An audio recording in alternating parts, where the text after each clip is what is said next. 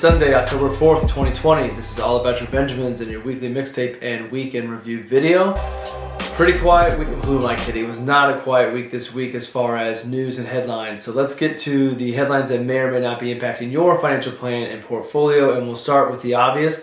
Not a lot of commentary behind it, but obvious this week, the biggest news was finding out that President and First Lady Trump both have COVID, and a number of other high-ranking officials in the White House and surrounding the White House have COVID as well. It'll definitely be a headline. There's going to be a lot of stories, a lot of news to sort through and figure out what's real, what's not, what's speculation.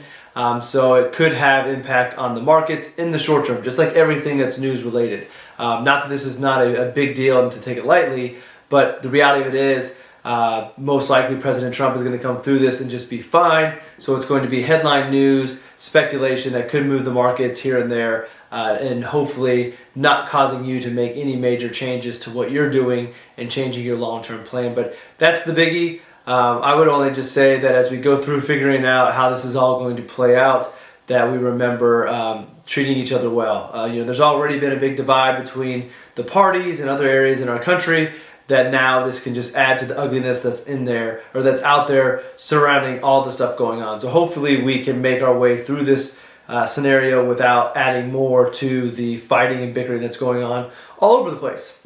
So next up, this COVID announcement comes off of the first presidential debate, which was a complete, I'll save the word for another day. It was not our finest moment as Americans, seeing the two candidates argue and bicker and not listen to the moderator. Just wasn't the greatest debate. But that was this week as well. So we will see how future debates play out, given the president's current situation.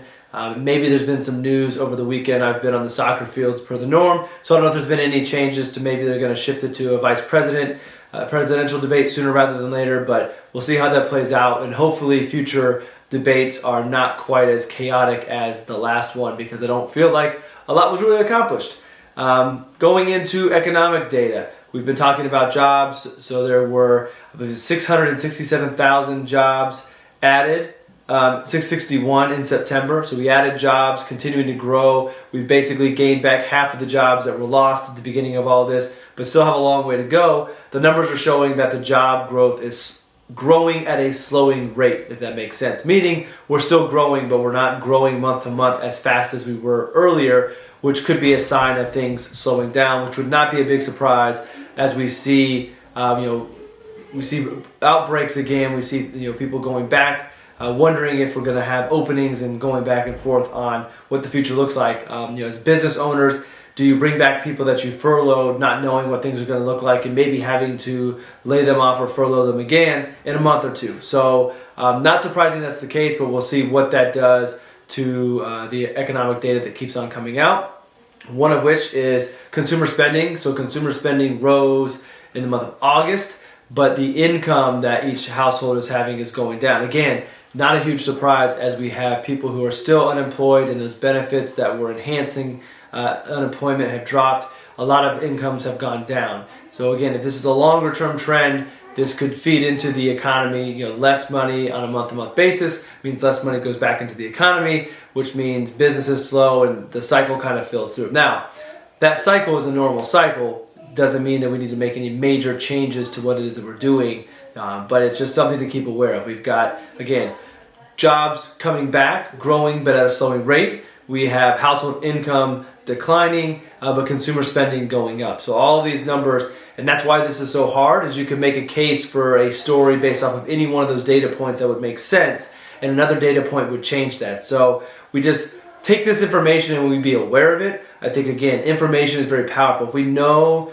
this information, whether we know what to do with it, but now that we understand why things may be happening, it makes it easier for us to stick with our plan, stick with our strategy, because we have an understanding of what's going on and what the landscape kind of looks like. And finally, we'll just wrap up. It was the end of the third quarter, which is crazy to think we're in fourth quarter time now, but the third quarter was another strong quarter, despite the last few weeks of the market having, I think it was maybe 4 or 5 weeks of consecutive down weeks. The market was still up S&P, Dow is 8.5% and 7.5% for the third quarter. So the recovery from beginning of the year continued into the third quarter despite the slowing down of the growth of the markets as well towards the end of the quarter. And that's it. Short and sweet this week. It was a big week of news, but really not a lot of news that we need to discuss and digest very deeply. Just understanding that the headlines are going to be kind of crazy over the next few weeks, as if they weren't already going into November. But now we add this new COVID situation. We saw it happen spreading in the NFL. Cam Newton was announced today. That is recording this on Saturday. So Cam Newton was announced to have COVID as well. So we're seeing pockets of COVID in the NFL. We've got obviously the one in the White House. Be interesting to see if we take a step back going into the fall, to try to prevent these outbreaks. Who knows? Kind of the word for me this year has been weird. Just a very weird year across the board. So with that, I will let you get to your weekend. As always, head on over to allaboutyourbenjamins.com to check the mixtape. If you're watching this on YouTube, there's a link in the comments. If you're watching this on allaboutyourbenjamins.com, don't forget to subscribe to YouTube so you stay up to date with all the videos coming out on the RLS Wealth channel.